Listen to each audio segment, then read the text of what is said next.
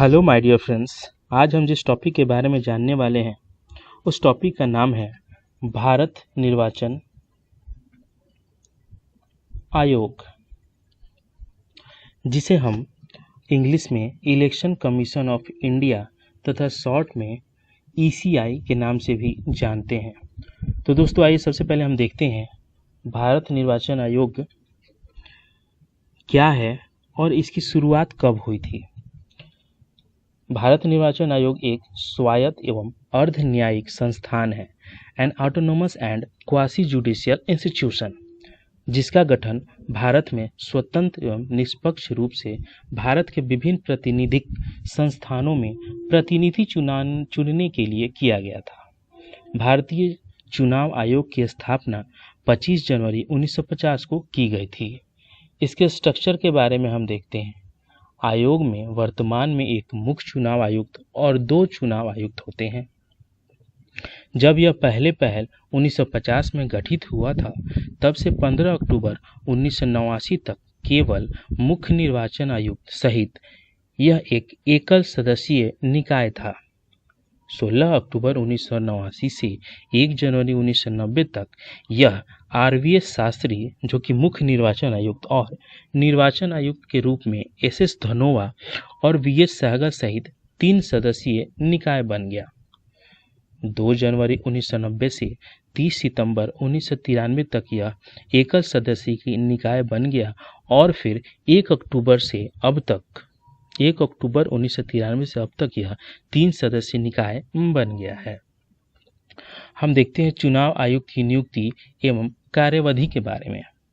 मुख्य चुनाव आयुक्त और अन्य चुनाव आयुक्त की नियुक्ति भारत का राष्ट्रपति करता है।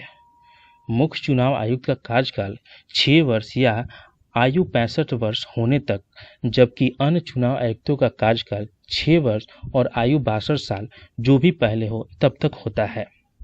चुनाव आयुक्त का सम्मान और वेतन भारत के सर्वोच्च न्यायालय के न्यायाधीश के समान होता है।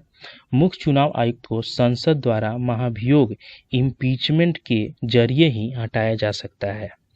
भारत निर्वाचन आयोग के पास विधानसभा, लोकसभा, राज्यसभा और राष्ट्रपति आदि चुनाव से संबंधित सत्ता होती है, जबकि ग्राम पंचायत, नगर पालिका, महानगर परिषद और तहसील एवं जिला परिषद के चुनाव की सत्ता संबंधी राज्य निर्वाचन आयोग के पास होती है।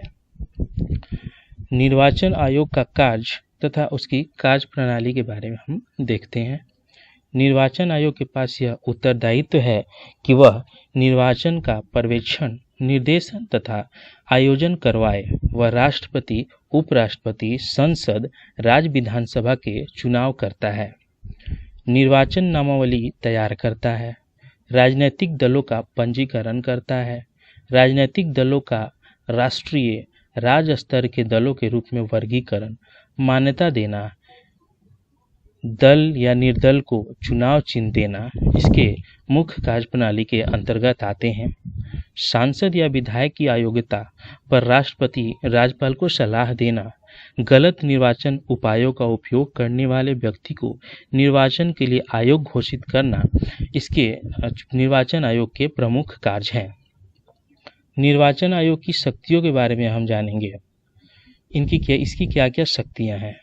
सर्वोच्च न्यायालय के निर्णयानुसार अनुच्छेद 324(1) में निर्वाचन आयोग की शक्तियां कार्यपालिका द्वारा नियंत्रित नहीं हो सकती। उसकी शक्तियां केवल उन निर्वाचन संबंधी संवैधानिक उपायों तथा संसद निर्मित निर्वाचन विधि से नियंत्रित होती है। निर्वाचन का पर्यवेक्षण, निर्देशन, नियंत्रण तथा आयोजन करवाने की शक्ति में देश में मुक्त तथा निष्पक्ष चुनाव आयोजित करवाना भी निहित है। जहां कहीं संसद विधि निर्वाचन के संबंध में मौन है, वहां निष्पक्ष चुनाव करवाने के लिए निर्वाचन आयोग असीमित शक्ति रखता है।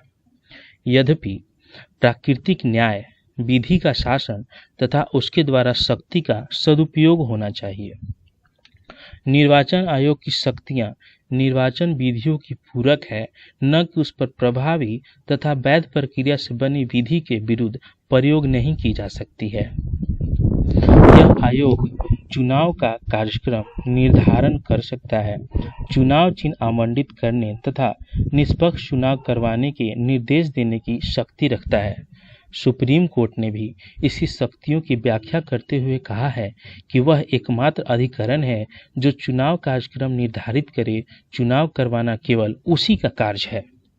जन प्रतिनिधित्व एक्ट 1951 के अनुच्छेद 14-15 भी राष्ट्रपति राज्यपाल को निर्वाचन अधिसूचना जारी करने का अधिकार निर्वाचन आयोग की सलाह के अनुरूप ही करने का अधिकार देता है।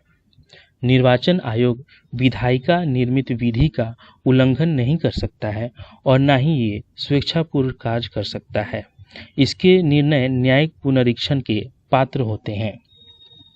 तो दोस्तों, ये था आज का प्रमुख बिंदु।